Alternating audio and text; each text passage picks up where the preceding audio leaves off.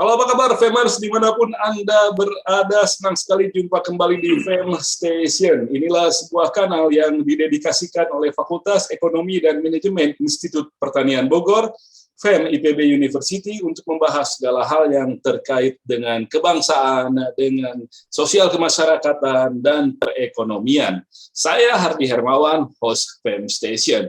Dan Famers jangan lupa dukung kami terus dengan memberikan subscribe, memberikan like, memberikan komentar, dan menyebarkan, membagikan, men-share semua tayangan yang kami sajikan di Fam Station. Ini kali kita akan membahas tentang tanggal 22 Oktober. Tahun 45 silam, pada 22 Oktober, Kiai Haji Hadratus Syekh Hasyim Asy'ari menerbitkan resolusi jihad yang mengobarkan semangat anak muda dan kaum muslimin di Indonesia untuk mengadakan perlawanan terhadap invasi yang disponsori oleh sekutu pada Belanda yang pada waktu itu juga hendak kembali berniat melanjutkan penjajahannya di Indonesia. Resolusi jihad itu yang kemudian mengobarkan perlawanan yang luar biasa hingga terjadi peristiwa 10 November di Surabaya. Presiden Joko Widodo pada 2015 kemudian menetapkan tanggal 22 Oktober sebagai Hari Santri. Santri adalah bagian dari kehidupan keindonesiaan, kekhasan Indonesia, memiliki potensi yang sangat luar biasa, jumlah yang sangat banyak, dan mereka sangat terdidik terutama dalam ilmu agama dan akhlak.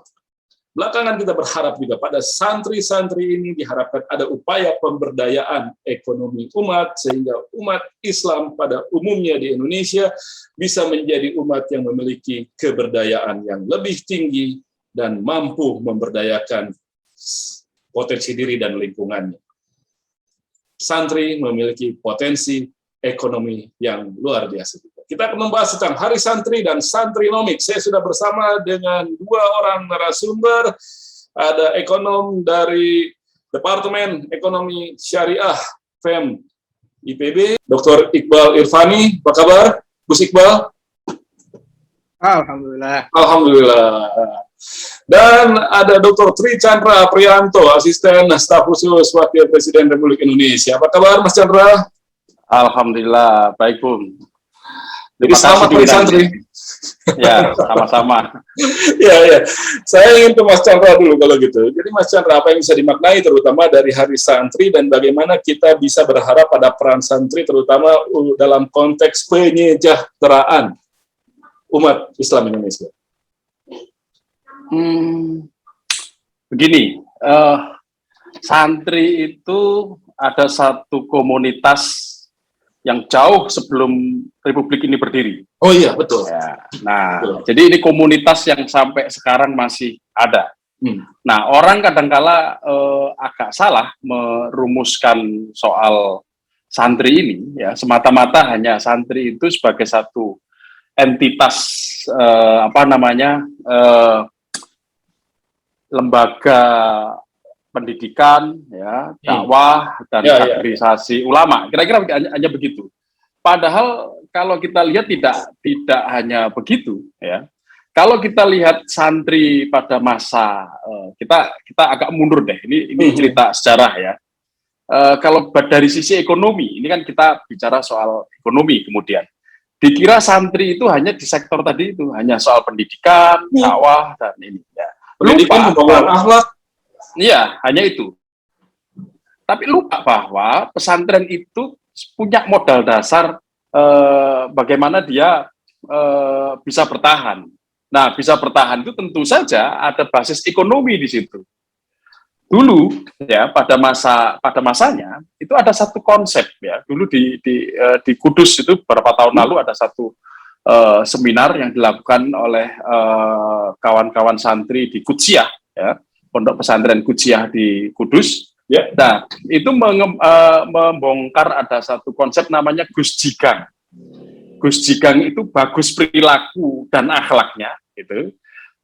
Gus itu, ya. Ji itu tetap ngaji, begitu, ya, tetap ngaji, pinter ngaji, ya. Terus satu lagi Gang, yaitu pandai berdagang. Ya, jadi Gus Jigang, pandai berdagang, gangnya itu. Nah, ini satu konsep ekonomi yang dikembangkan oleh Sunan Kudus waktu itu. Ya. Nah, kita agak maju lagi, ya. Di kalangan santri saat itu, ya, pada era kolonial akhir, ya, ada kelompok yang bernama Nahdlatul Tujar. Ya, ini sebelum NU, ya, ada satu kekuatan ekonomi yang ini juga kemudian berproses di situ. Nah, satu lagi, ya, kalau kita lihat ekonomi pedesaan kita, nah ini yang hampir semua ilmuwan atau Indonesianis ini gagal menangkap ini. Ya. Ada satu ekonomi pesantren, ya, yang itu berkembang di banyak daerah, ya, khususnya pada era perkembangan era-era yang disebut dengan zaman kolonial terakhir itu yang disebut dengan kultur stelsel. Tanam paksa. Ya sebenarnya bukan tanam paksa ya istilahnya. Dibayar kok itu. Proses pembangunan ekonomi, ya, ekonomi di pedesaan. Nah, pesantren-pesantren ini kalau kita lihat di Tapal Kuda, daerah Banyuwangi, Situbondo, Bondowoso, Jember, Lumajang, dan sampai Pasuruan, itu hampir semua pesantren punya basis ekonominya sendiri-sendiri. Ya, ada kemudian yang sampai sekarang ekonomi perkebunan, ya, yang disebut dengan kita lihat tanaman-tanaman perkebunan di mana pesantren-pesantren itu pada saat itu terlibat di dalam proses ekonominya. Nah, ini yang potret ini hampir semua Indonesianis gagal menangkap ini. Nah, sehingga era, ya memang karena kemudian era modern dalam sejarah Indonesia, tradisi pesantren di bidang ekonomi ini agak betul-betul ditekan, dipinggirkan. Nah, itu yang kapan itu? Itu kita lihat ya, misalnya pondok pesantren di bisa saya sebut di Paiton, ya, Paiton Probolinggo. Bukan di Probolinggo, di Paiton Probolinggo, oke. Probolinggo. Nah, itu sampai punya pabrik rokok. Oke. Ya. Bagaimana dia hidup di kalangan perkebunan tembakau saat itu bisa hidup di situ. Di Jember juga begitu, di Situbondo itu juga begitu. Ya, Asem Bagus itu juga punya tradisi, dia punya pertanian yang begitu kuat, kemudian santrinya juga terlibat di situ dan seterusnya. Termasuk juga di Pasuruan, ya, hampir semua punya kekuatan basis ekonomi itu. Maka ketika tahun 1916, ya, Kiai Wahab Hasbullah membuat Nahdlatul Tujar itu sebenarnya ini menjadi satu kekuatan ekonomi baru. Nah, sayangnya kemudian memang pemerintah kolonial cukup keras juga menghambat ini. Nah, ini yang luput ya hampir semua. Di Bulger juga nggak ada, di Vodger juga nggak ada, hampir semua ilmuwan-ilmuwan nggak menangkap ini. Takasi Sirasi nggak ada itu. Ya, ini Takasi Sirasi juga nggak ada. Nah, ini makanya kemudian kenapa muncul peristiwa kemudian kita kenal dengan Hari Santri ini, resolusi jihad. Kenapa perlawanan begitu masif, gitu ya? Ya pasti ini menurut saya juga ada basis ekonomi yang kuat, ya. Perlawanan basis ekonomi bahwa tidak semata-mata kamu pakai celana haram, kamu pakai ini ciri kolonial pemerintahan kolonial Hindia Belanda haram. Menurut saya tidak semata-mata itu, ada kekuatan basis ekonomi di situ kalau kita meminjam istilahnya gitu. Menurut saya begitu, Bung, sebenarnya. Jadi memaknai santri menurut saya yang hampir luput dalam sejarah di sektor itu. Ya. Nah, makanya kemudian di era yang kemudian sekarang, ya di era Orde Baru khususnya, hampir semua ekonomi pesantren sendiri betul-betul ditekan, dipinggirkan, sehingga kemudian mengalami proses involusi, kalau bahasa begitu. Jadi mengalami involusi ekonomi di situ, gitu. Karena ditekan untuk tidak mendapat akses dan segala macam. Involusi pesantren. Ya, involusi ekonomi pesantren sebenarnya. Itu. Ada proses pecah belah dan segala macam. Nah, itu sih menurut saya. Awalan yang luar biasa dari Mas Chandra tentang bagaimana dulu sebetulnya pesantren itu tidak hanya lembaga sentra pendidikan belaka, tapi juga lembaga sentra kehidupan sosial dan sentra ekonomi. di pemerintahan kolonial terakhir, pesantren tidak hanya ikut-ikutan, tapi juga terlibat aktif dalam pengembangan pembangunan pertanian dan perkebunan, sehingga pesantren memiliki keberdayaan tinggi dalam usaha pertanian dan perkebunan itu, dan kemudian juga ditegaskan lagi dalam prinsip tadi itu Gus Jugang itu tadi ya. Gus Jigang. Ya. Tetap ngaji, jago dagang. Dia tidak hanya dagang. Dia tidak hanya dagang kegiatan ekonomi, tapi kegiatan ekonomi yang produktif, menghasilkan sesuatu melalui perkebunan dan kemudian industri juga yang berbasis perkebunannya itu. Tapi kemudian itu hilang selama beberapa tahun. Nah ini Mas Iqbal. Jadi seperti itu sejarahnya katanya itu di dunia pesantren zaman dulu. Jadi kalau kita bicara santrinomik saat ini sebenarnya itu bukan hal yang baru. Apa seperti itu, Mas Iqbal?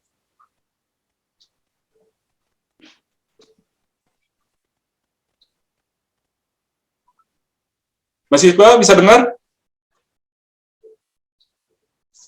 Cek, Gus Iqbal bisa dengar? Nge-lag. Tiba-tiba hilang. Oke. Halo? Produser, ya, bisa dengar, Gus Iqbal? Ya. Ya, jadi kita ingin lihat, ini santrinomics itu kalaupun disebut sebagai istilahnya baru keluar sekarang, tapi secara praktik sebenarnya justru ada sebelum Indonesia merdeka. Nah, ini kemudian baru belakangan lagi kita menggali ini. Nah, ini apa-apa yang bisa kita petik dari sejarah kehidupan perekonomian santri di masa lalu? Baik, ini agak nge-lag nih, suara desa ini lagi hujan ya. Iya, koneksi ya. Oke, saya menjawabnya dari dua hal ya. Yang pertama adalah santrinomics ya. Ini kan istilah baru, sebenarnya ya aktivitasnya sudah lama ya, sudah lama gitu ya. Saya menjawabnya dari dua hal. Yang pertama dari sisi dari perspektif ekonomi itu sendiri ya, dari perspektif ekonomi sendiri. Ekonomi itu kan sebenarnya bukan ilmu material ya, tapi juga adalah ilmu etik gitu ya. Kalau kita tahu bahwa belajar ke Adam Smith itu buku The Wealth of Nation itu adalah buku etik loh ya. Prinsipal etik. Nah, ekonomi kan lepas dari itu sendiri gitu loh. Jadi filsafat terus etik itu dihilangkan ya, atau luntur lah ya. Nah, santrinomik itu adalah kontribusi santri itu atau dunia kepesantrenan kepada ilmu ekonomi, kepada ekonomi, aktivitas ekonomi ini yang kurang ya. Selama ini di aras dunia itu kan yang sekarang dituntut itu kan peranan ethical economics ya, atau moral ekonomi. Nah, tentu saja kalau kita bicara moral ekonomi versi Indonesia adalah apa sih nilai-nilai keindonesiaan yang bisa kita serap ya, dan tentu saja salah satunya ini dari perspektif pesantren ya. Jadi kalau kita misalnya gini ya, Indonesia itu kan tidak lepas dari tiga hal nih, nilainya ya. Yang pertama itu nilai agama, ya. Yang kedua itu nilai alam, yang ketiga nilai budaya, ya. Nah kalau kita iriskan ketiga itu ya, Islam, alam dan budaya itu pasti tengah-tengahnya itu ada pesantren. Ada pesantren di situ. Ya di situ ada pertanian, ada gotong royong, ada nilai-nilai positif gitu ya. Di situ pesantren pasti gak bisa lepas dari sana. Makanya tadi siapa Gus Trichandra ya bilang bahwa pesantren itu sudah ada dari dulu. Jauh sebelum Indonesia lahir. Iya, menjadi salah satu fondasi negara ini. Iya, jauh dari pesantren diibaratkan sebagai benteng moral dalam ini. Nah, benteng moral inilah yang kemudian harus kita share ya ke dalam aspek-aspek ekonomi ya. Bagaimana yang dulunya benteng moral kemudian bisa berkontribusi sebagai benteng ekonomi. Karena memang kaum santri, kaum terdidik, apalagi tadi konteksnya atau 22 Oktober loh, tidak bisa dilepaskan loh dengan Hari Pahlawan itu. Iya. Lepaskan itu bondo-bondo nekat itu santri menginikan bendera atau apa yang bahkan katanya yang ini malam itu santri itu. Bahkan kalau kita cek ya, Bung Tomo itu intensif dengan Hadratus Syekh Hasyim Asy'ari itu tidak bisa dipungkiri ya. Coba cek di dalam sejarah. Jadi benteng moral ini bisa nggak jadi benteng ekonomi? Nah sekarang sebenarnya dalam konteks ekonomi syariah itu di situ ya. Jadi itu makna pertama ya, bahwa apa sih yang kita bisa pelajari atau apa yang pesantren sharekan kepada ekonomi, itu yang pertama. Yang kedua, ini yang sebenarnya adalah dalam konteks ekonomi syariah yang biasa nih, konvensional ya. Apa itu? Bagaimana membangun pesantren gitu kan? Bagaimana membangun pesantrennya? Ini selama ini kan santri dianggap atau pesantren itu dianggap marginal gitu ya, terbelakang gitu ya. Apalah, lemah dalam sisi manajemen gitu ya, kurang produktif dan seterusnya. Dan inilah aras-aras yang kemudian sekarang berkembang, bagaimana mengembangkan kemandirian ekonomi pesantren. Akan kita bahas secara lebih detail nanti mungkin ya. Oke. Saya sekarang ke Gus Chandra dulu. Jadi tadi ditawarkan ada nilai-nilai moral, nilai-nilai etik yang menjadi pembeda ekonomi santri ini. Nah itu macamnya seperti apa mungkin kalau gitu, Gus Chandra? Begini, jadi ya ini agak kemudian nyuplik sedikit ya, karena di pesantren itu kan ada nanti mungkin Gus Iqbal bisa lebih tajam bicara soal ini. Dalam tradisi pesantren itu tadi yang bicara moral ya, itu di dalam proses berekonomi itu ada akad di situ. Nah ini satu moral yang sebenarnya sangat penting, karena istilah akad ini sekarang atau wacana akad ini dalam tradisi ekonomi modern ini satu proses yang hilang. Hampir semua kajian di kitab kuning yang bicara soal muamalah itu ada membahas soal ini ya. Itu satu ya. Nah yang kedua juga pesantren tadi saya menarik dengan apa yang dikatakan oleh Gus Iqbal tadi soal ada agama, ada budaya, ada alam tadi satu ini. Itu di situ ada pesantren. Nah, kalangan santri ini ya menurut saya kalau ketika bicara soal apapun ya, termasuk bicara soal ekonomi ya, dia selalu menempatkan diri pada lingkungan sekitarnya. Ya. Dia tidak terpisah dari pesantren, tidak terpisah dengan budayanya. Jadi maka melekat sekali ketika bicara soal pesantren itu ya, melekat sekali dengan manifestasi mas'uliyah watoniyah. Ya. Jadi semacam tanggung jawab kebangsaan. Ini yang ada dalam diri pesantren, ya, dalam diri santri. Itu selalu punya tanggung jawab seperti itu. Nah, ini menjadi basis ekonomi keumatan ya, sekaligus menjadi faham bagi Islam kebangsaan. Nah, ini yang tadi juga saya katakan luput di dalam hampir semua Indonesianis ya, atau ekonom-ekonom kita yang awal itu luput memotret ini. Bagaimana kehidupan santri ya punya, katakanlah ada semacam ideologi dasar begitu soal mas'uliyah watoniyah ini. Ya. Maka cepat sekali begitu para pendiri bangsa, mau tidak mau dikatakan Hadratus Syekh dan lain-lain itu ya, meletakkan pondasi republik ini, di situ ada nilai-nilai itu. Ya. Nilai-nilai nasionalisme, kebangsaan, Islam dan kebangsaan yang tidak bisa dipisah dan seterusnya itu menjadi nilai dasar di dalam yang melekat di republik ini kemudian ya. Termasuk basis ekonomi keumatan. Ya, kenapa? Karena tadi saya katakan dari awal tradisi pesantren yang punya keterkaitan dengan ekonomi, ya, baik dengan basis ekonomi pertanian, ya, dan lain-lain segala macam tadi itu.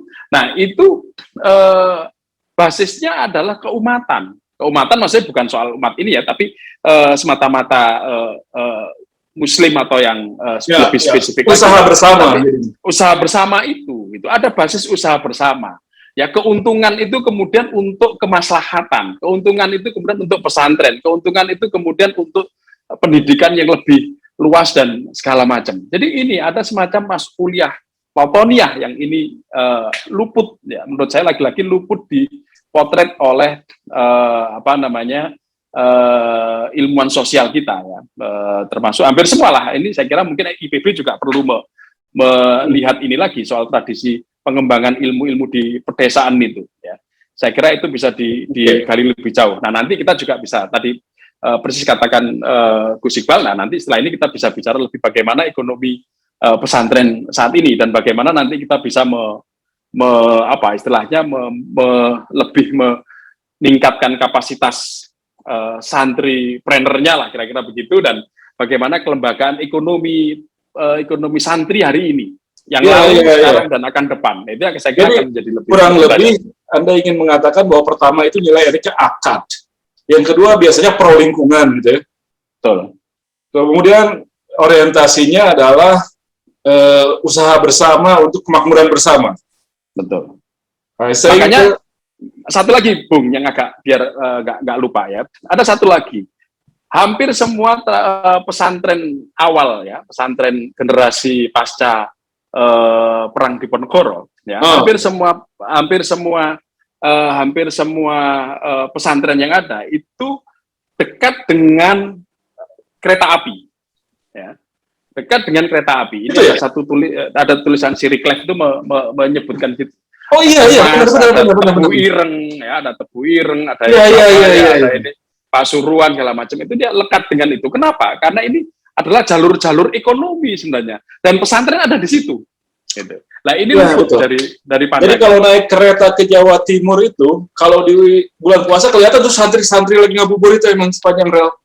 Ya, Jawa Timur, Jawa Tengah, ya, itu hampir semua ada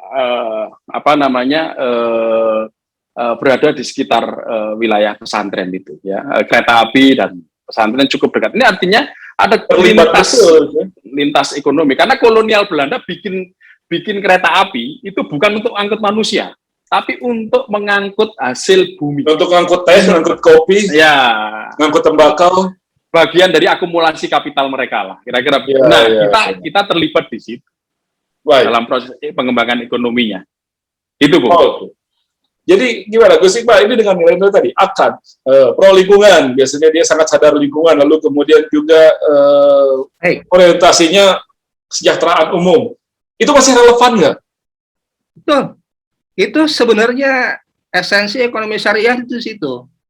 Ya, kita tahu kan ekonomi syariah sekarang dianggapnya bank syariah gitu ya. Iya, ya pokoknya bank tapi kreditnya pakai tiung gitu loh. Terus gini ya, saya tidak bicara terlalu banyak teori. Apa sih yang bisa disumbangkan? Apa yang karena santri itu kan nurut kiai nurut nabi gitu kan. Yang mana prophetic ya, kalau kalian prophetic journalism, prophetic economics ya, prophetic apa gitu ya. Itu yang pertama. Terkait akad ini itu tidak banyak berteori loh. Kiai itu dulu ya tidak banyak berteori. Ini sudah terinternalisasi ke dalam praktek-praktek ekonomi di pedesaan. Ya, Mas Herdi tahu. Ada Maparo, ada Mertelu, ada Mapat. Maparo kan separuh ya, Mertelu sepertiga untuk pemilik modal ya. Sisanya buat operator gitu ya. Atau Mapat seperempat. Ini kan akad mudharabah. Akad mudharabah itu. Tanpa harus dikasih istilah-istilah begitu Bank Syariah sampai sekarang lihat tanpa ada istilah, dan itu di Indonesiakan, istilah mudharabah itu di Indonesiakan ya, di internalis luar biasa kan para kiai itu. Makanya kalau ke kiai itu jangan bicara dalil atau minta dalil. Udah. Aktivitasnya sudah jadi dalil itu kiai baru yang minta begitu. Coba cek sekarang, lihat portofolio bank syariah di Indonesia, itu pasti murabahah banyaknya. Ya, kita bukan berarti menyalahkan murabahah ya, yang sifatnya trade base ya. Tetapi kan itu sebenarnya itu bukan esensi dari Islamic finance. Pertama ya, ini kita bicara finance, itu akad itu finance sebenarnya ya, Islamic finance. Yang kedua, terkait dalam ekonomi secara keseluruhan, itu kan finance-nya. Yang kedua kan terkait tadi lingkungan. Yang ketiga sosial. Itu kan the triangle of sustainable development kan. Sekarang disebutnya sosial, begitu. Lingkungan gitu kan.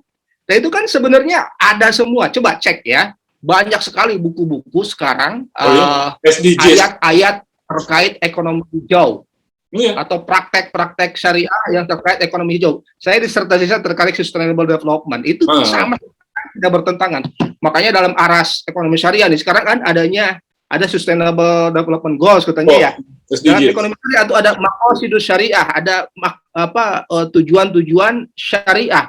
Dan itu beririsan, walaupun irisannya tidak penuh. Tetapi itu sama, kan? Kata orang syariah, wah ini Sustainable Development Goals itu sama aja kayak lebih rendah dari maqasid syariah. Kata SDGs, ya itu sama saja. Tidak dipertentangkan keduanya, tetapi itu sebenarnya sudah terinternalisir, ya, dalam konteks ekonomi pesantren itu sudah diinternalisasikan oleh para kiai dan itu kemudian dipraktekkan dalam kehidupan ekonomi masyarakat. Nah sekarang justru saya tuh kebalik gitu. Coba bisa nggak bank itu belajar ke pesantren-pesantren? Bisa nggak bank itu bisa menggunakan akad-akadnya mudorobah? Bisa nggak? Nggak bisa. BMI, Bank Muamalat Indonesia, katanya Bank Murabahah Indonesia ya, atau BSM dulu, bank semuanya murabahah katanya.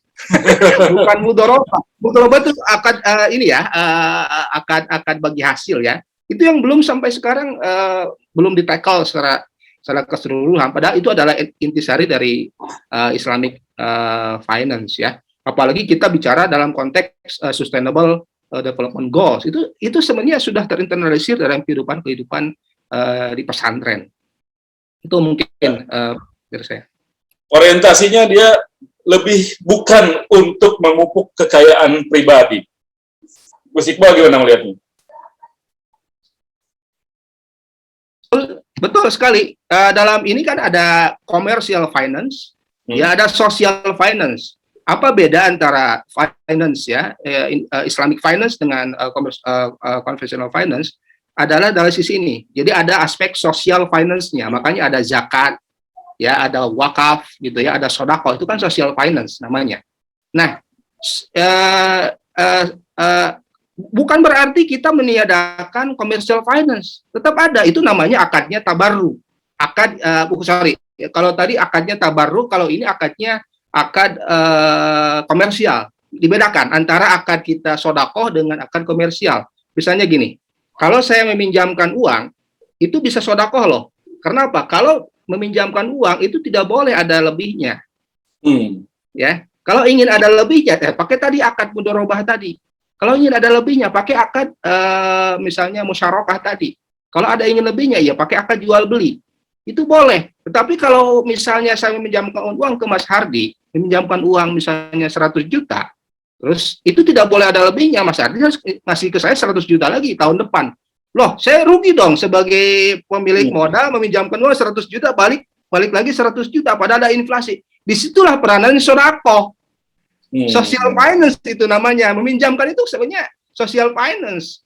Kalau ingin saya uang 100 juta itu berkembang, ya pakai akad mudorobah atau pakai akad saya misalnya beli uang ini 100 juta dulu saya beli mobil, Mas Hardi perlu mobil 100 juta. Ya udah saya beli dulu mobilnya. Saya jual ke Mas Hardi 110 juta, itu halal. Karena ada base-nya itu jual beli. Jadi sebenarnya clear. Mau pakai akad apa nih? Mau pakai mau social finance atau commercial finance? Kita bedakan. Dua-duanya ada. Dan kepada siapa kita bisa berhadapan gitu. Ya. Baik. Jadi artinya masih relevan sampai saat ini. Dan ketika orang lain baru memikirkannya, baru mengkonsepkannya di dunia internasional, SDGs misalnya, lalu kemudian juga sistem akad itu tadi, kontrak mungkin kalau dalam perekonomian modern, baru belakangan itu dulu sudah dipraktikkan dan terinternalisasi. Problemnya, kenapa kemudian secara ekonomi menjadi tertinggal nih, Gus Chandra? Ya, ini emang ada satu proses sejarah yang cukup panjang dan menurut saya ini sesi lain ya soal kenapa kemudian pesantren menjadi satu hal yang harus ditinggal ya. Menjadi inferior secara ekonomi. Ya, kemudian jadinya begitu karena mengalami proses tekanan yang begitu luar biasa ya. Tapi yang ingin saya katakan begini. Jadi pesantren itu sebenarnya adalah modal sosial, ya. Modal sosial yang sangat fundamental, ya. Modal sosial yang sangat fundamental bagi Republik ini menurut saya, ya. Nah, dalam sejarahnya mulai zaman kolonial, kemudian Jepang, hingga terus kemudian zaman Republik, ya, itu pesantren itu hampir ya, tadi saya sampai kemudian para ilmuwan aja gagal menangkap itu. Ya, luput. Gagal menangkap. Luput memotret bagaimana potensi yang ada, ya, yang ada di dalam diri pesantren, ya. Nah, harusnya ini modal dasar yang sangat fundamental ini, ya, itu dijadikan satu katakanlah satu basis teori kita ketika kita mau melangkah dalam proses ekonomi yang lebih luas. Tadi kata Gus Iqbal, kita harus berani dong melihat bahwa apa sih potensi yang potensi dasar pesantren yang benar bisa dijadikan landasan untuk pengembangan ekonomi nasional ke depan. Ya, itu harusnya berani dari situ. Itu satu, ya. Satu hal yang kalau kita lihat bagaimana potensi ini harus diambil, ya. Nah, ini yang kemudian membuat kalangan pesantren kemudian di era yang sekarang itu dianggap tadi itu kemudian dilekatkan nilai-nilai yang sifatnya stereotip. Pesantren itu sarungan, pesantren itu pakai cepit, pakai peci, pakai terompah, ya, gitu-gitu, ya. Jadi pesantren kemudian lebih banyak di stereotip. Ya. Kuno, tertinggal, terbelakang. Betul. Dia tidak punya ini. Jadi kemudian kita di dalam tradisi era akhir Orde Baru juga kita selalu menyebut bahwa kelompok pesantren itu sebagai kalangan tradisionalis. Gitu. Oh iya, betul. Kalangan Sampai tradisionalis. tahun 2000-an ya. Padahal kalau kita lihat sejak tahun 70-80-an tumbuh sekali, ya, ilmuwan Islam, intelektual Islam dari pesantren. Ya, kita bisa sebutlah bagaimana Gus Dur tampil menjadi aktor utama di sini, ya. Cak Nur dan segala macam itu, ya. Itu menjadi tokoh utama di dalam panggung politik dan pemikiran di Republik ini, ya, pemikiran dan segala macam. Tidak hanya di Republik tapi juga di dunia internasional. Nah, ini sebenarnya pertanyaannya yang tradisional di mana, kan begitu. Nah, lebih banyak stereotip tradisional secara stereotip itu. Betul. Itu lebih banyak. Ini juga merupakan satu proses kampanye untuk membuat pesantren terus mengalami proses involusi. Nah, ini yang kemudian bisa banyak tertinggal. Nah, pertanyaannya selanjutnya menurut saya begini yang kemudian menggelitik ketika saya diajak untuk didiskusi di forum ini. Saya tadi sempat berpikir begini. Pertanyaannya kemudian adalah, loh, ini kan banyak ilmuwan Muslim yang kemudian yang pada dasarnya lahir dari kalangan pesantren. Ya. Nah, sekarang dan kalau diakui atau tidak diakui, ya, sampai sekarang kalau kita mau motret lebih detail, ya, memotret lebih di zoom, ya, lebih dalam gitu, ya, di zoom lebih dalam, ekonomi yang menggerakkan ekonomi di pedesaan-pedesaan itu sebenarnya kalangan pesantren. Ya, ini sayang tidak pernah juga dipotret. Ya. Nah, saya agak cerita sedikit apa yang terjadi di kantor saya. Ya.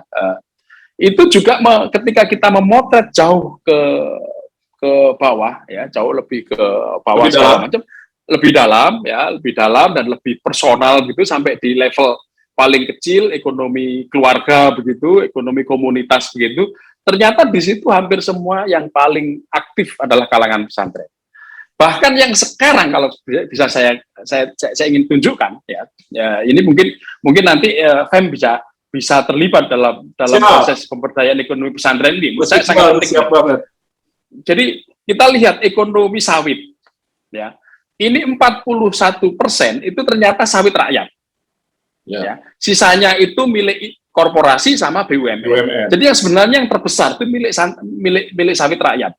Ya, ketika kita zoom lebih dalam, gitu ya, saya diajak sama staf khusus Kiai Haji Imam Aziz untuk memotret di berbagai daerah. Ternyata banyak sekali kalangan pesantren itu hidup dari situ dan aktif di dalam pengembangan ekonomi sawit ini. Ya, itu satu. Ya, terus di kalangan, nah ini temennya Gus Iqbal, ya, Mas Hananto yang dari Jawa Tengah itu tadi sempat titip salam sebenarnya. Nah, itu ekonomi perkebunan di wilayah tembakau itu juga yang terlibat aktif itu ternyata juga kalangan pesantren. Kopi, ya, kopi juga begitu. Termasuk di luar Jawa, itu ternyata yang aktif menggerakkan ekonomi ini itu adalah kalangan pesantren. Makanya kemudian Wapres itu sangat concern dengan isu ekonomi pesantren ini, ya. Dan bagaimana ini bisa didorong lebih cepat. Maka kemudian beliau banyak sekali istilah-istilah. Ada Dudi, ada Dewi, Dewa Dewi dan segala macam itu terkait dengan upaya untuk percepatan mempertemukan ekonomi pesantren atau ekonomi pedesaan yang di situ di mana kalangan pesantren terlibat untuk lebih dinamikanya lebih itu menurut saya karena ternyata kalau kita zoom, ya, dan saya kira ya mungkin nanti bisa kita diskusi lebih jauh dengan bagaimana ya. Gus Iqbal bisa memberikan penjelasan bagaimana ini kemudian bisa membuat itu menjadi lebih besar perannya, lebih optimal lagi. Karena kan itu tadi, secara prinsip nilai-nilai masih relevan, pelakunya cukup aktif, bahkan terlibat dalam menggerakkan ekonomi rakyat di bawah yang berbasis dengan perkebunan terutama. Tapi ya itu tadi, masih tetap terlihat ya agak di pinggiran, marginal gitu, secara helikopter view. Ini bagaimana untuk membuat ini bisa lebih signifikan tampak?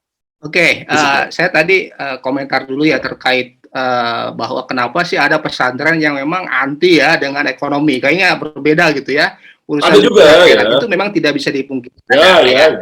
Ini keagamaan ya, sufisme ya. Mungkin sufisme dalam arti mereka itu adalah memang harus dipisahkan dari kehidupan dunia akhirat. Ya udahlah, kita tuh ngaji saja gitu ya. Kalau masalah ekonomi nggak ada urusannya. Orang kita kan ikan tuh lagi berenang di laut atau di air gitu, urusan dunia nanti juga bisa sendiri gitu ya. Itu ada hal seperti itu. Tapi memang kita tidak bisa pungkiri bahwa ada tiga tipologi pesantren yang utama gitu kan. Ada yang salafiyah yang sangat tradisional yang seperti itu, mungkin perspektifnya juga walaupun yang tradisional itu bukan berarti. Gus, aduh, pada lagi seru-serunya nih. Iya. Koneksi Kota Bogor hujan deras. Oh, kita coba sebentar mungkin. Oh, malah terputus. Nanti mudah-mudahan bergabung lagi, itu udah bergabung. Ya, Gus Iqbal. Tadi sampai mana? Tipologi ya? Tipologi ya. Baru satu, Salafi. Oke, tadi terkait tipologi ya. Tapi memang ada tipologi pesantren yang seperti itu ya, baik dari perspektif istilahnya view atau mungkin dari sisi infrastruktur dan juga resources yang mereka punyai ya, atau metode gitu ya. Tapi benang merah yang bisa kita tarik dari pesantren sebenarnya ya, pesantren itu adalah missing link, bahkan ini sleeping giant gitu dalam pengembangan ekonomi di Indonesia. Kenapa saya bilang seperti itu gitu ya? Karena sebenarnya pesantren itu memiliki modal yang lebih dari cukup. Oh iya. Untuk bisa jadi basis pemberdayaan ekonomi. Nih, kalau kita misalnya bicara terkait kapital ya, saya orang ekonomi ya, jadi bicara kapital itu kan bisa kita banding misalnya resource, sumber daya alam, sumber daya manusia, ya, dan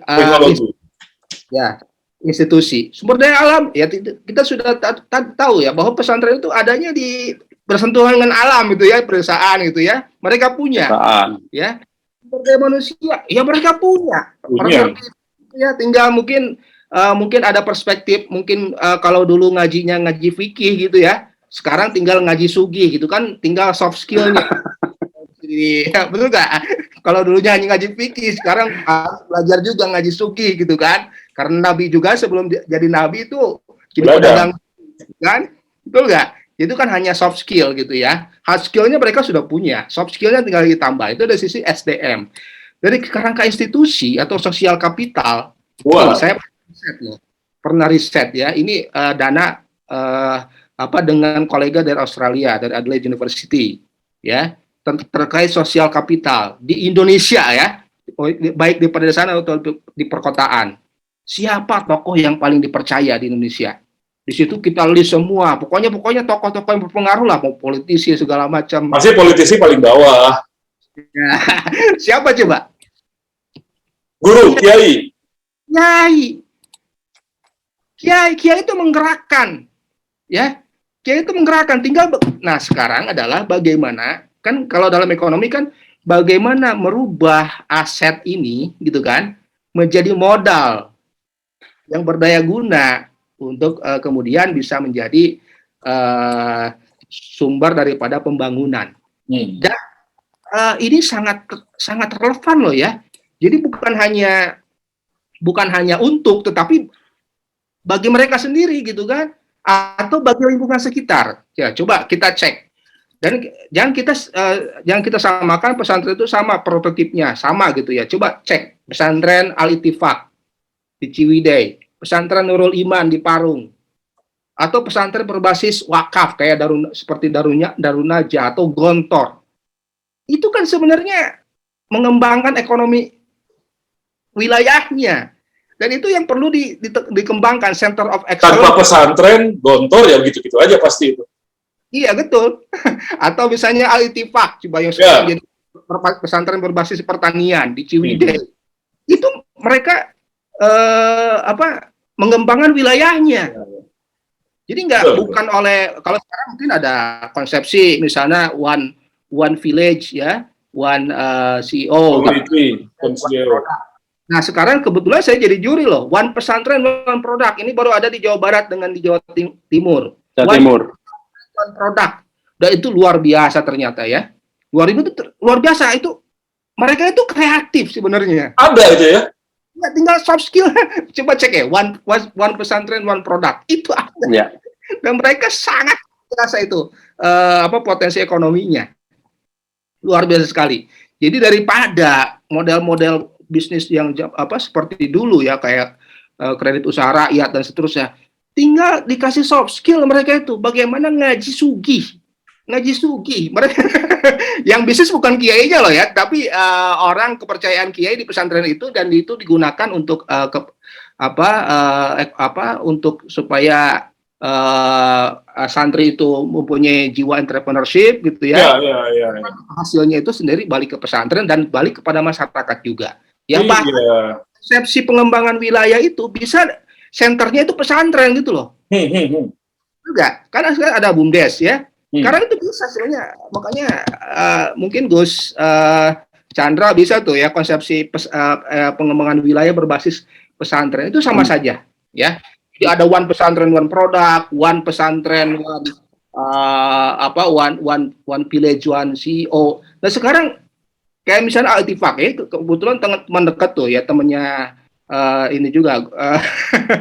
Jadi gini, dia koperasi pesantren gitu ya. Dia bilangnya ketua koperasi, jangan ketua koperasi, lah buatnya CEO koperasi. CEO koperasi, biar apa? Biar dia mempunyai jiwa entrepreneurship dan pride lebih kuat gitu daripada hanya ketua koperasi.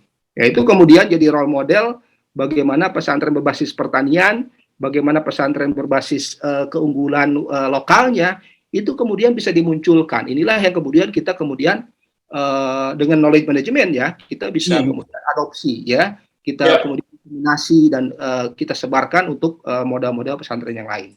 Ya bahkan kita sekarang sudah mulai konsepsi holding pesantren. Jadi dibuat dalam kerangka yang lebih besar lagi, karena kan kolaborasi antar pesantren. Betul. Jadi supply demand loh. Ini kebetulan ya, tahun 2016 saya itu 2015 ya. Ini minta BI. Ini BI ada Departemen Ekonomi Keuangan Syariah. BI itu kan sekarang tidak ngurus OJK lagi kan, nggak ngurus. Tidak ngurus lembaga keuangan. Karena ada Direktorat Ekonomi Syariah, Keuangan Syariah. Saya mikir, mereka mikir apa ya gitu ya. Saya mikir apa? Saya pesantren. Makanya DEX itu sekarang adalah bagaimana mengembangkan ekonomi pesantren. Dan itu adalah unggulan ya, program unggulan mereka gitu. Karena apa? Ya itulah pesantren itu bagaimana bisa berdaya dan juga bisa tidak hanya ngaji fikih tadi ya, tapi juga jadi kira-kira ngaji sugi. Berapa lama lagi luar biasa. Gus Iqbal, kira-kira berapa lama lagi kita bisa memetik hasil dari upaya-upaya yang sudah kita rintis sejak sekarang, dari mulai one pesantren, one product, lalu pelatihan, kooperasinya dan sebagainya? Perlu berapa lama? Oh, saya nggak bisa bicara waktu ya, tetapi sebenarnya gini ya, saya lanjutkan yang tadi ya. Kita bicara misalnya bagaimana neraca pembayaran kita, neraca perdagangan kita supaya defisit. Ya, kita bicara dalam ekonomi itu supply dan demand. Sementara ini pengembangan ekonomi syariah misalnya atau halal ekonomi, kita itu inginnya menjadi center of halal ekonomi di dunia loh, karena kita penduduk muslimnya terbesar. Tapi kita bukan jadi senternya. Karena apa? Kita itu konsumen. Benar nggak? Konsumen dari. Nah, sekarang adalah bagaimana meng-create entrepreneurship ya, substitusi impor itu, gitu ya, substitusi impor itu, atau bahkan kita promosikan ekspor itu. Nanti ujung-ujungnya ya, orang BI itu kan bingung tuh. Nanti ke kami apa ya sistem pembayaran, neraca perdagangan, yaitu ujung-ujungnya nanti adalah mengurangi defisit anggaran. Kita jangan dong, kalau BI itu ya itu. Bagaimana, jangan dulu berpikir bagaimana berapa tahun lagi, hal kecil saja. BI itu kan kapal tanker, jadi kalau belokin kemudinya sekarang, beloknya masih berapa kilometer ke depan. Iya, makanya dari awal aja, dari yang kecil-kecil aja, dan itu terasa loh. Ya. Oke. Mas Chandra, jadi apa yang harus dilakukan untuk bisa membuat dorong? Karena gini, kalau sekarang kan supply politisi itu dari pesantren sudah banyak. Hampir semua partai itu memiliki kader yang berbasis pesantren. Nah kan kita mau juga nanti tuh CEO dari berbasisnya pesantren, CEO BUMN mana berbasis pesantren, atau bahkan mungkin juga pengusaha-pengusaha terbesarnya ya berbasis pesantren. Itu kira-kira apa yang perlu dilakukan dan perlu berapa lama untuk mewujudkan mimpi itu? Ini kalau itu gini, saya ingin ini berandai-andai ini ya, berandai-andai. Saya sebagai ini bicara saya sebagai seorang akademisi, tidak yang ini aku letakkan dulu ya. Ya. Saya membayangkan ini orang UNEJ dulu deh yang ngomong nih. Ya. Saya membayangkan begini, saya takut aja ngomong keterlepasan omong gitu ya. Jadi satu proses pembangunan nasional, ya, menurut saya itu harus integral dengan partisipasi masyarakat, termasuk masyarakat pesantren di dalamnya. Ya. Dan prakteknya itu dari hulu sampai hilir. Ya. Ini harus diletakkan dulu kemana arah pembangunan nasional kita ini. Ya. Jadi kalau pemerintah mau membicarakan proses ekonomi berbasis ya katakanlah tadi kata Gus Iqbal berangkat dari ekonomi moral Indonesia ya dalam konteks keindonesiaan, saya kira dari sini yang harus kemudian kita letakkan ya. Selama ini proses pembangunan kita dan proses ekonomi kita itu lebih menjadi karpet merah bagi kekuatan oligarki ya. Kekuatan ekonomi besar, korporasi besar. Nah, ini hal yang harus kita rubah mulai mindset kita. Bagaimana proses ini ya privatisasi ekonomi yang sekarang terjadi, yang selama ini terjadi, saya. Nah, ini harus didemokratisasi, ya, harus didemokratisasi lebih luas. Disitulah peran atau disitulah partisipasi masyarakat bisa diletakkan, ya. Nah. Caranya sangat mudah. Bagaimana proses demokratisasi ekonomi ini dengan cepat? Ya. Pakai pesantren. Ya. Persis kata Gus Iqbal tadi. Pakai pesantren. Kita punya sumber daya pesantren itu kompleks. Ada sumber daya alamnya dia jelas. Sumber daya manusianya jelas. Bahkan kelembagaannya itu sangat jelas.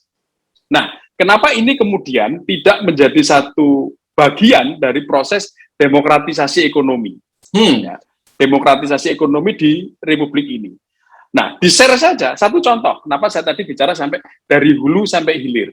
Ya, hampir semua proses, katakanlah dari proses tata kelola, pengelolaan prapanen sampai pasca panen, kemudian dan seterusnya, ya, sampai distribusi ekonomi. Ini banyak sekali kegiatan ekonominya, dan hampir selama ini yang terjadi, proses ini tersentralisasi, proses ini terprivatisasi, proses ini lebih mengarah pada korporasi besar. Ya.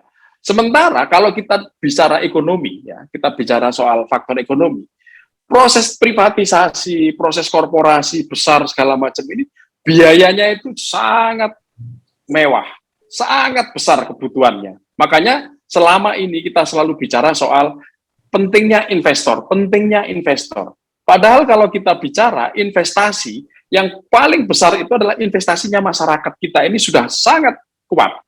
Kalau kita mau pakai, ya kita lihat aja, kita cuplik aja kita hitung aja dari kacamata Hernando de Soto. Itu bisa kita petakan dari situ. Nah, yang ingin saya katakan di sini ada proses-proses ya hilirisasi yang itu bisa melibatkan. Tadi kata Gus Iqbal ada pesantren, one product, ya. Itu menurut saya sangat penting. Menurut saya sangat penting satu pesantren, satu produk yang ini akan mendorong bagaimana percepatan pesantren bisa lebih ini. Kenapa saya katakan pesantren? Ya, kenapa saya katakan pesantren? Bukan saya dulu juga nyantri ya, walaupun nggak pernah hatam kayak Gus. Saya santri kalong aja kalau datang malam aja. Tapi coba kita lihat ya, ikatan di pesantren, alumni dan seterusnya itu sangat kuat. Berbeda dengan perguruan tinggi, berbeda dengan perguruan tinggi dengan sekolah-sekolah yang ada ini. Nah, konsep ini ya, proses demokratisasi yang ada di demokratisasi ekonomi, mas saya bukan demokratisasi ya, ekonomi ini, kalau ini didorong ke pesantren itu jauh lebih tersistematis. Itu konsumennya. Itu nanti kita bisa bahas lagi. Ini luar biasa benar, Gus. Santri versus oligarki itu keren. Kalau memang itu bisa kita lakukan. Ini saya akan bacakan dulu dari Famers Adi Debahri. Saya sepakat dengan Gus Chandra. Pesantren sebagai basis konsolidasi modal, baik modal kapital, modal sosial, dan modal SDM. Sehingga jika membayangkan sebuah usaha, ekonomi atau industri, kita mengimajinasikan bahwa pesantren merupakan usaha komunitas besar, di mana modal kepemilikannya adalah bersama atau komunitas. Konsep ini berkonsekuensi terhadap pemangkasan potensi kesenjangan. Ya. Jika kepemilikan modal dimiliki, dikuasai, dan dikendalikan oleh satu pihak atau beberapa pihak, maka kesenjangan akan semakin besar. Konsep manajemen pesantrennya yang perlu diperbaiki. Benarkah itu, Gus Iqbal, konsep manajemen pesantrennya ini?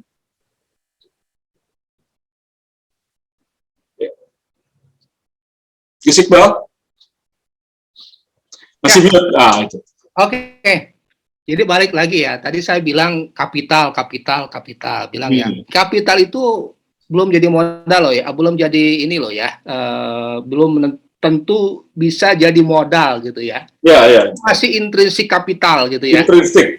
Nah, kapital untuk jadi modal dan itu bisa meng-create value added adalah dengan apa? Dengan entrepreneurship. Kewirausahaan. Jadi itu yang harus dipupuk. Percuma punya modal banyak kalau nggak bisa pesantren banyak kapitalnya, tapi itu kasih kapital. Masih potensi. Punya piduiten gitu ya. Iya betul. Punya piduiten gitu, punya duit. Tinggal bagaimana piduiten ini jadi duit gitu kan? Benar nggak? Nah, itu dengan entrepreneurship. Nah, programnya banyak ya. Pertama mungkin ya bisa pendekatannya makro, bisa mikro ya. Secara makro adalah pesantren itu nggak perlu duit banyak-banyak lah. Yang penting bagaimana men-create soft skill-nya itu, ya soft skill-nya itu, ya. Dan itu lebih mudah. Mereka biasa santun, biasa tawadu. Iya betul. Ini ya. Soft skill-nya itu tinggal ngaji sugihnya aja. Ya. Ngaji sugihnya itu. Yang kedua, coba koneksikan mereka, ya, dengan program-program kerjasama antar pesantren. Maksudnya di dalam konteks knowledge management, pesantren yang berhasil itu kemudian menularkan atau jadi dari role model dari pesantren-pesantren yang mungkin masih belum lah ya. Gitu. Ya itu dari sisi makronya. Yang kedua sebenarnya dari sisi mikro itu yang tadi yang kita anggap kalau kita anggap pertumbuhan itu eksogenus, itu kan tadi eksogenus ya, kita dari luar gitu ya. Tetapi kita dari sisi endogennya gitu, bagaimana melecutkan jiwa-jiwa atau membangkitkan intrinsik kapital ini menjadi modal yang sangat berharga dalam pembangunan. Nah itulah sebenarnya yang tadi disinggung dalam konteks pembangunan ya, dalam arti partisipatif gitu ya. Partisipatif dan juga membangkitkan dari pinggiran, dari pedesaan, karena kebanyakan kan di kampung semua itu. Ya itu, jadi kita jangan berharap kita jangan kapan itu intrinsik loh. Apa yang sudah didengungkan dalam masa Orde Baru dan seterusnya. Nah sekarang nih banyak sekali nih ya kita catat ya. Banyak sekali program-program yang gagal. Benar nggak? Sebelumnya karena terlalu elitis ya, karena program ini hanya elite capture bahasa dalam teori ekonomi itu, hanya di capture oleh elit-elit lokal, di mana elit lokal itu tidak dipercaya oleh masyarakatnya dan juga tidak ya kita bukan seuzon kepada orang lain. Nah sekarang ada elit lokal yang itu adalah inspirasional juga di kampungnya atau di wilayahnya, itu kiai itu. Nah kiai mungkin dia hanya inspirator gitu ya, tinggal di-create dan dia punya sumber daya manusia, punya juga locational asset, tinggal itu kemudian kita create, kita berdayakan sehingga yang tadinya intrinsik kapital itu menjadi betul-betul kapital yang bisa meng-create value added-nya. Jadi bisa makro dan bisa mikro. Dan itu akan sangat luar biasa sekali. Dan itu adalah esensi pengembangan ekonomi syariah sebenarnya. Itu ya, siapa yang bisa mendorong begitu? Siapa Gus Iqbal? Bank lagi. Itu demand supply side kan? Ya. Nggak ada yang datang ke banknya, supply side-nya mana? Nggak ada. Benar nggak? Ini bank tuh create misalnya membiayai siapa? Kan pasti membiayai sektor real kan? Yeah. Sektornya siapa? Masyarakat itu sektornya siapa? Ini supply side-nya itu loh. Jadi itu sebenarnya kalau supply side itu adalah yang harus kita sasar sekarang, bukan demand side. Ya, supply side-nya itu, supply side ya, dari basis financing. Demand side yang harus kita sasar gitu ya, karena demand side itu adalah terkait berapa banyak orang yang terlibat di sana dan itu adalah bagaimana kita bisa meng-create ekonomi, dan itu partisipatif gitu ya. Kalau melihat situasi yang sekarang, apa yang kurang dalam pengembangan santrinomik, ekonomi para santri ini, Gus Iqbal? Kan sudah dijalankan, ada berbagai macam program, ada berbagai potensi, dan ada kepedulian juga, tapi apa yang kita perlukan saat ini untuk bisa itu lebih cepat?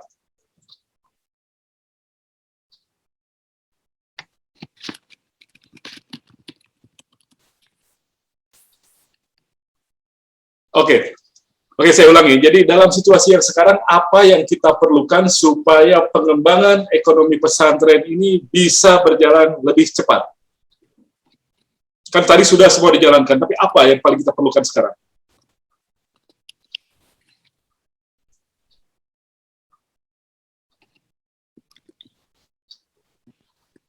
Oke. Mas Chandra, bantu saya dulu. Saya sambil akan kirim chat ke Gus Iqbal supaya nanti dijawab di sana.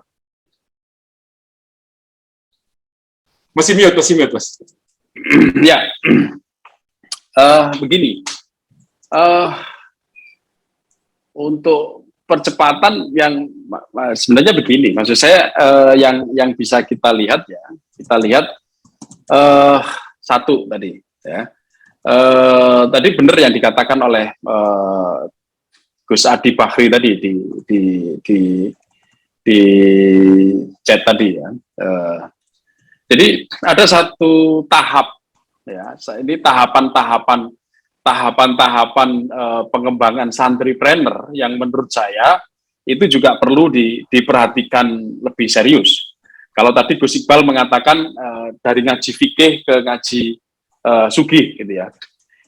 Nah, ini ada satu tahapan ya, ada banyak tahapan tahapan dari katakanlah dari bagaimana pengembangan santripreneur itu. Ya. Pertama-tama mungkin tadi kata Gus Iqbal ya, yang sangat penting ya, itu adalah bagaimana ada motivasi ya, motivasi walaupun kalau dalam kehidupan pesantren memang sudah yakin ya, karena rezeki dibagi Tuhan ini segala macam itu udah inilah. Bahkan kalau kita mengingkari itu lain syakartum lazidannakum jadi ada kekufuran kemudian kalau kita tidak balasannya pedih itu. Ya. Nah, makanya kemudian ini lebih juga di tafsir kewirausahaan, tafsir entrepreneur itu juga harus dimasukkan di dalam kajian-kajian tadi kata Gus Iqbal fikih tadi itu ya. Jadi ada satu motivasi atau tafsir baru di dalam proses pengembangan kewirausahaan dalam kalangan santri. Itu di sisi santrinya ya.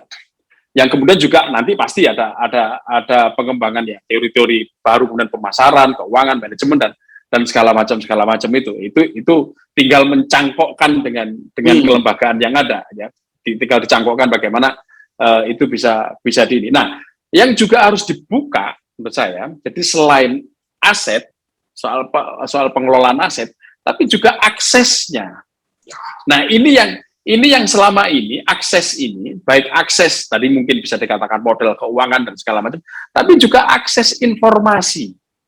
Ini yang hampir lemah diterima oleh kalangan pesantren. Nah, kalau kita mau bicara soal pengembangan ekonomi pesantren, nah akses ini harus juga dibuka.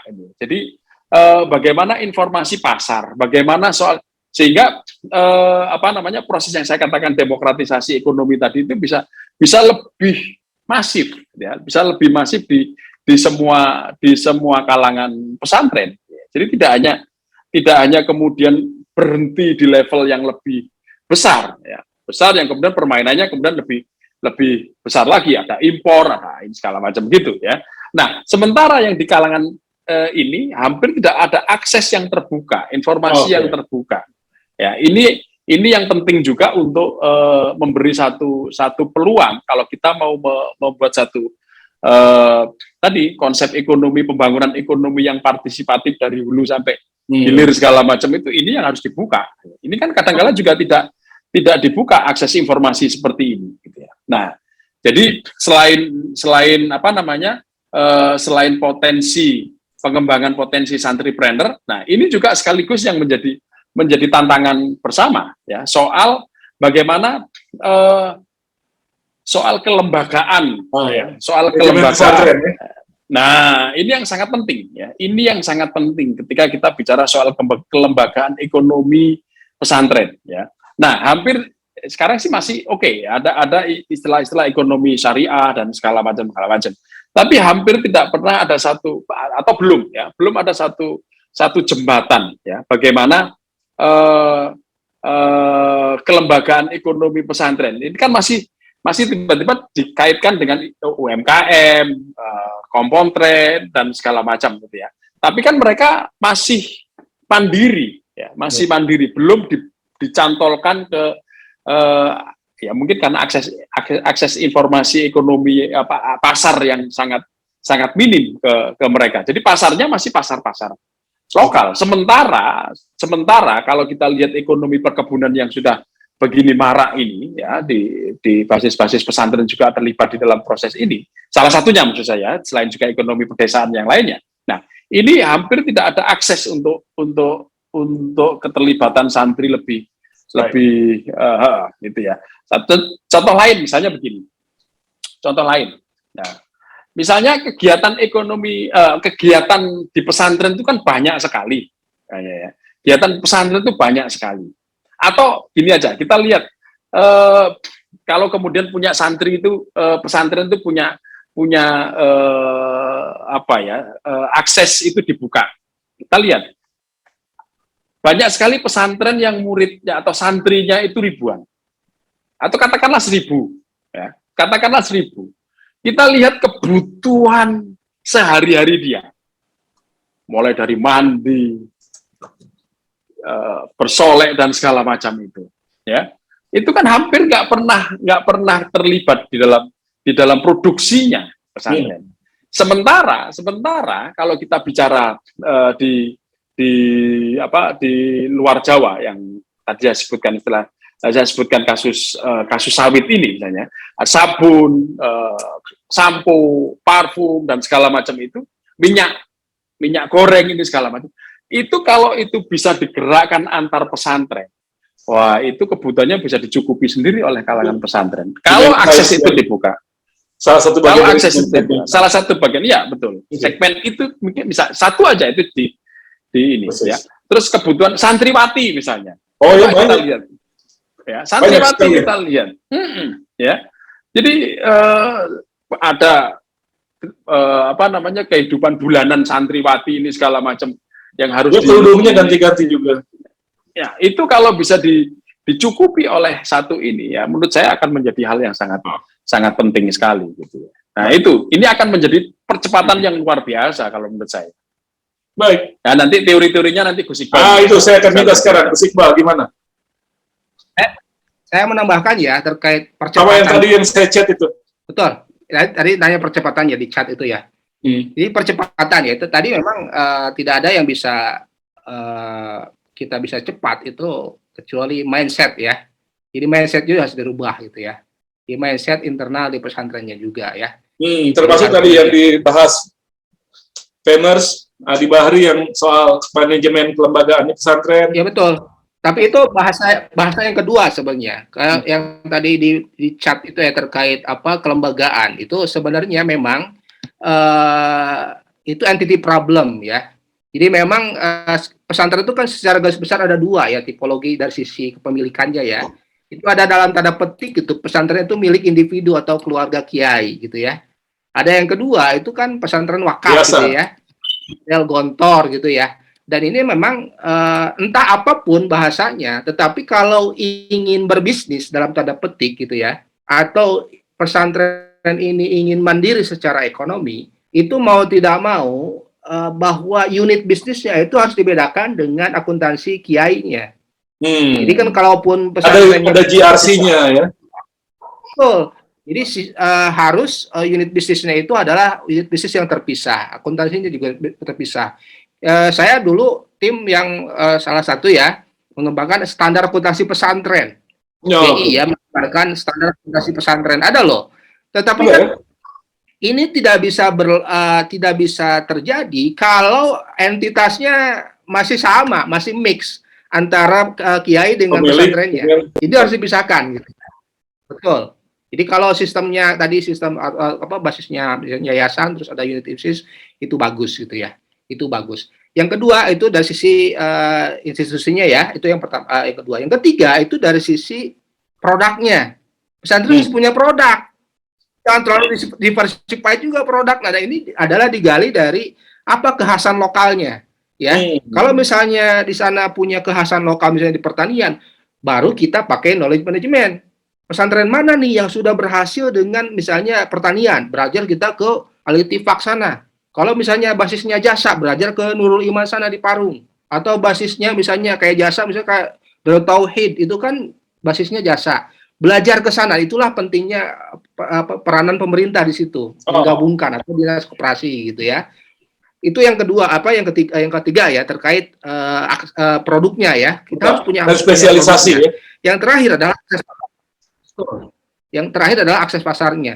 Ya, itu. Jadi saya riset di pesantren Al-Ittifaq ya, bahwa ternyata yang paling penting dari kesuksesan bisnis pesantren itu adalah pasar. Adalah pasar. Jadi begini, misalnya kasus Al-Ittifaq ini ya, pesantren pertanian ya.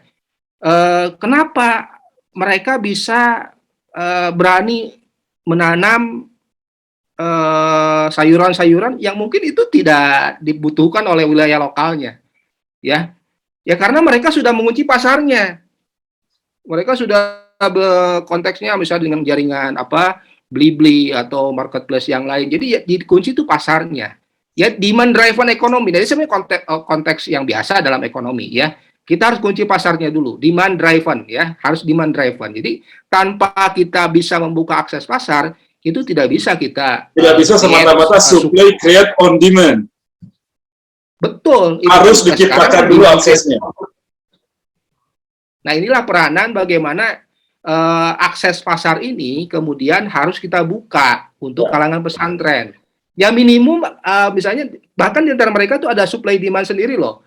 Jadi di antara pesantren mungkin ada marketplace-nya ya di antara mereka, atau kemudian mereka sebagai produsennya gitu ya, dan itu dibuka aksesnya ke masyarakat gitu ya, ke market ya, marketplace ya, dengan segala macam. Itu penting ya. Ini yang hasil kajian di sana itu di Al-Ittifaq itu adalah pasarnya. Di samping tadi mereka juga punya secara kelembagaan ya. Secara kelembagaan itu punya koperasi tersendiri, dan itu beda dengan itu itu syarat untuk bisa membuat ekonomi pesantren santrinomik ini bisa benar-benar relevan. Harus dipisahkan ya antara kelembagaannya, antara aspek produksinya, di samping aspek misalnya pendidikannya sendiri. Jangan disamain. Jadi bisnis pesantren itu bukan berarti pesantrennya itu bisnis itu habis.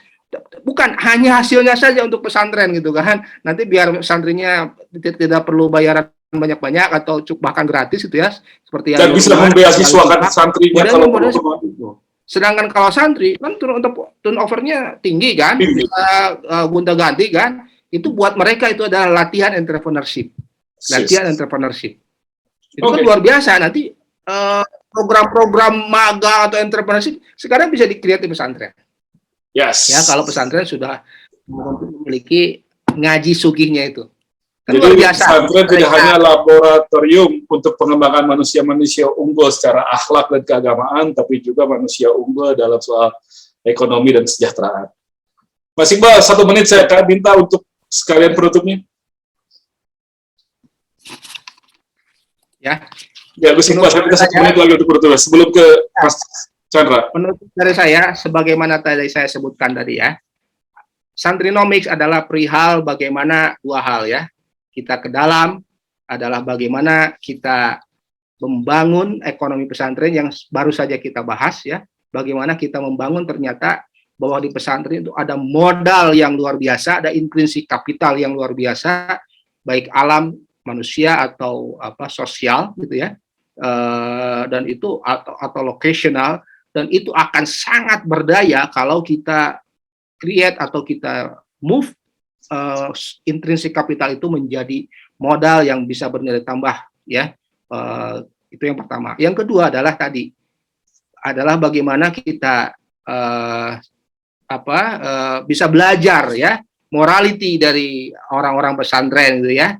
Dan ini adalah aras yang utama juga gitu ya, aras yang utama dalam bahkan perekonomian ya. Sekarang itu ekonomi kan sudah beralih tuh dari zona material menjadi zona moral ya, dari GDP menjadi happiness ya, dari misalnya dari ada sustainable development goals. Sebenarnya intinya kan manusia, etik di atas manusia itu di atasnya ya, baru sosial, the quality of life-nya gitu ya, the sustainability-nya. Dan itu kita bisa belajar ke kalangan pesantren. Itu mungkin yang bisa kita pelajari dari Santrinomics ini.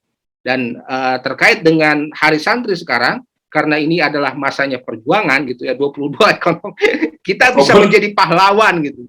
Kita bisa meng-create dua hal itu. Ya. Baik. 10 November nanti kita insya Allah jadi pahlawan. Thank you.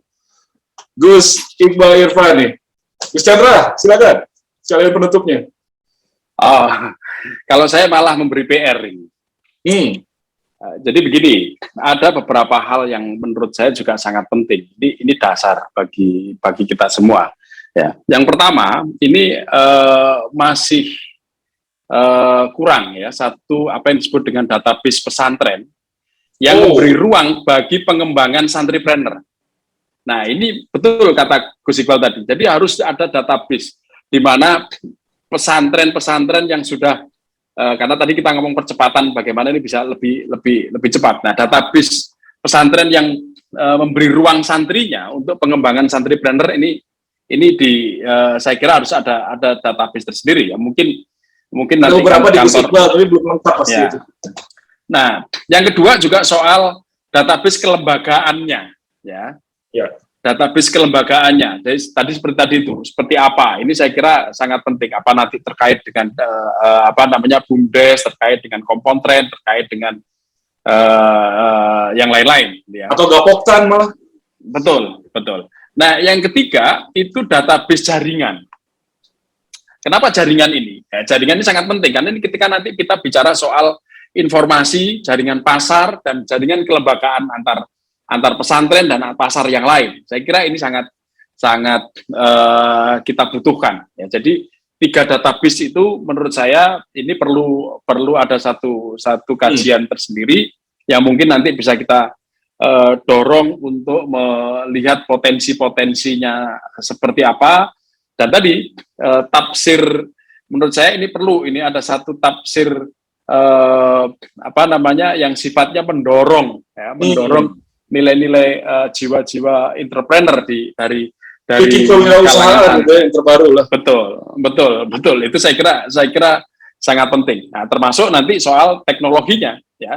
Teknologi ini juga mungkin nanti bisa dikuasai oleh kalangan santri ya, bukan high teknologi tapi teknologi media. Saya kira itu akan sangat mudah dan kalau kita mau mendorong keterlibatan dunia pesantren tentu ini saya kira salah satu untuk peningkatan kualitas santripreneur di sektor teknologi media ini bisa dikembangkan juga di pesantren-pesantren ini. Nah, saya kira itu Bung Hardi. Jadi saya memberi satu PR lah bagaimana ke depan kita bisa membuat jaringan ini lebih cepat. Saya kira itu.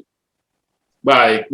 Dan akhirnya kita sampai di penghujung perbincangan kita, Famer semua sangat bermanfaat. Jadi kita ingat sekali lagi bahwa pesantren, kehidupan santri itu jauh sudah ada sebelum Republik ini berdiri.